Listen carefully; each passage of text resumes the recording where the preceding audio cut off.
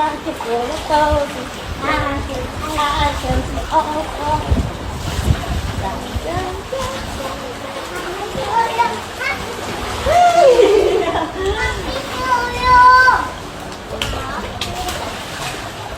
Isa na namang nakakatuwang family update ang ibinahagi ni Ellen Adarna sa kanyang social media. Sa mga larawang kanyang ipinost, makikita ang kanilang masayang bonding habang nasa napakagandang Maldives.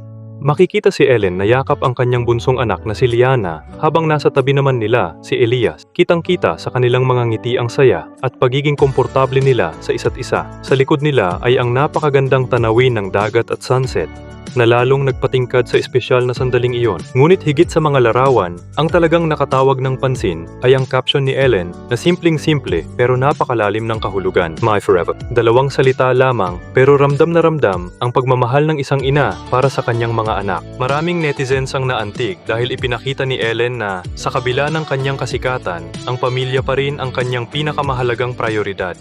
Hindi rin nawala ang kanyang pagiging totoo at masayahin. Sa parehong post, nagbiro pa siya tungkol sa hirap kumuha ng isang perpektong family picture.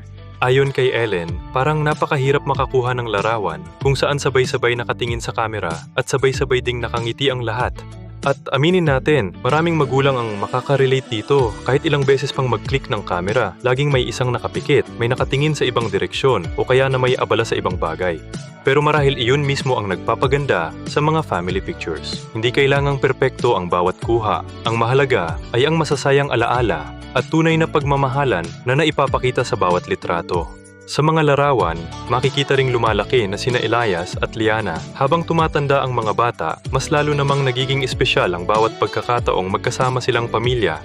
Marami ring netizens ang nagpahayag ng paghanga kay Ellen dahil sa pagiging hands-on niyang ina. Kahit abala sa iba't ibang bagay, sinisiguro pa rin niyang may sapat na oras para sa kanyang mga anak. Sa panahon ngayon kung saan napakabilis ng takbo ng buhay, ang simpleng bakasyon, paglalakad o pagkuha ng litrato kasama ang pamilya ay nagiging napakahalagang alaala. At iyon ang mensaheng tila gustong iparating ni Ellen sa kanyang mga followers na hindi nasusukat sa mamahaling lugar ang tunay na saya, kundi sa mga taong kasama mo habang ginagawa mo ang mga simpleng bagay. Hindi katakatakang maraming netizens ang nagpahayag ng kanilang paghanga at nagpaabot ng magagandang komento para sa kanilang pamilya. Marami ang nagsabing nakaka-inspire ang kanilang simpleng bonding at tunay na pagmamahalan. Good morning, fam. No. Hi, Lily. Hi, Lee.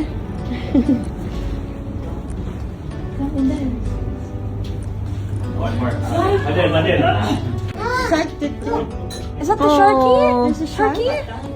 Yeah. Fish? What kind of fish? Is it a striped fish? Fishy? Yes, baby. Mom, so this is what this looks like, fish underwater. Sorry. Bakit wala to? Akin, ang akin, oo.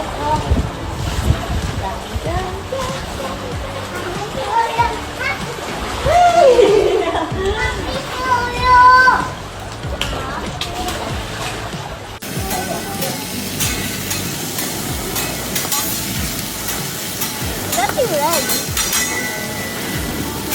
It turns red. Wow. Show me your lobster. Wow. I got my straw hat, babe. And you can finally pull the tags on your Tommy Bahama shirt. Blue crush up on the 85-inch sound machine. When we wanna hear the ocean, I think everything we need is right.